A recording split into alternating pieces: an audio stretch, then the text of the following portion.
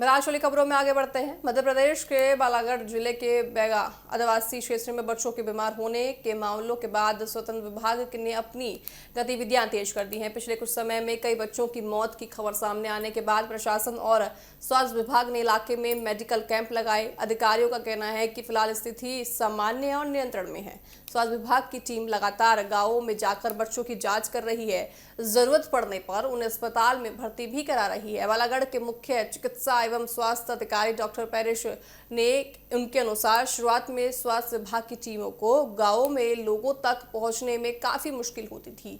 उन्हें बताया गया है कि आदिवासी बहुत इलाका है जहां कई परिवार आधुनिक इलाज की जगह पारिवारिक इलाज करने वाले लोगों को और ज़्यादा मानते हैं। तो ऐसे में देखिए उनकी स्थिति और ज़्यादा गंभीर हो गई थी। जब स्वास्थ्य विभाग की टीमें घरों तक पहुंचती हैं तो उन्हें कुछ लोग घरों के दरवाजे पर ही बंद कर लेते हैं, यानी कि वहां पर ही रोक देते हैं। हालांकि जब बीमार बच्चों को अस्पताल लाकर इलाज किया गया तो वह ठीक होकर घर लौटे हैं। आइए आपको सुनाते हैं कि डॉक्टर ने और क्या कुछ बताया है। शुरुआती दौर में जो है ये समझ में आया कि आदिवासी बाहुल्य क्षेत्र है, वहाँ जो निवासी है वो दवाई से ज़्यादा पंडा पुजारी पर विश्वास करते हैं। और जब हम हमारी टीमें जा रही थी या तो ताला डाल देते या बच्चों तो छुपा रहे थे।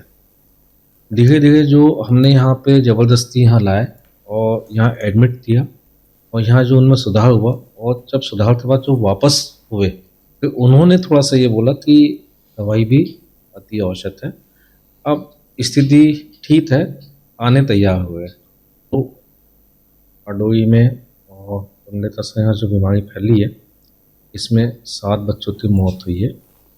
और जो दूसरा एक 8 बच्चे वाला जो मामला आया है वो 8वां बच्चा जो था वो 17 साल का था और वो 3 दिनों से मांस मटन का सेवन कर रहा था।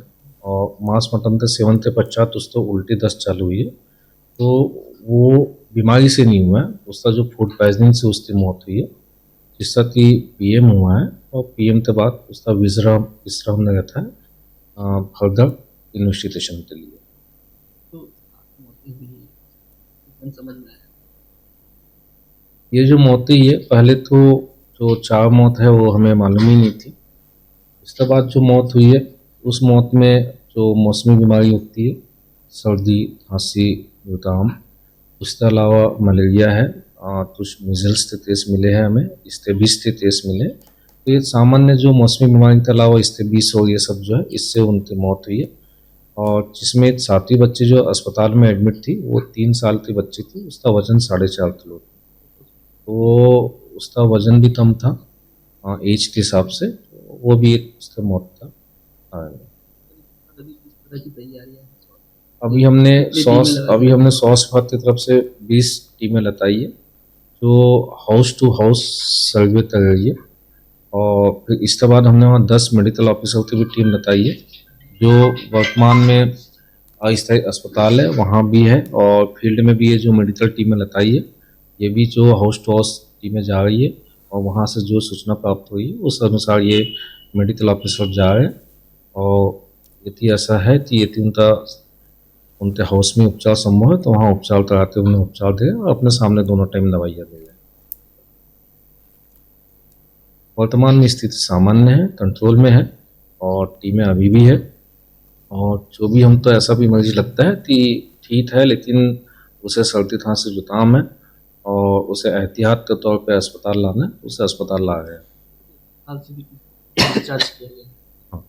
हाँ, अभी अस्पताल से जो टोटल है अभी तक 2 माह में 100 बच्चे भर्ती थे। और ये जो 100 बच्चे थे इनमें सभी बच्चों का सफलतापूर्वक इलाज हुआ और सभी स्वस्थ हुए।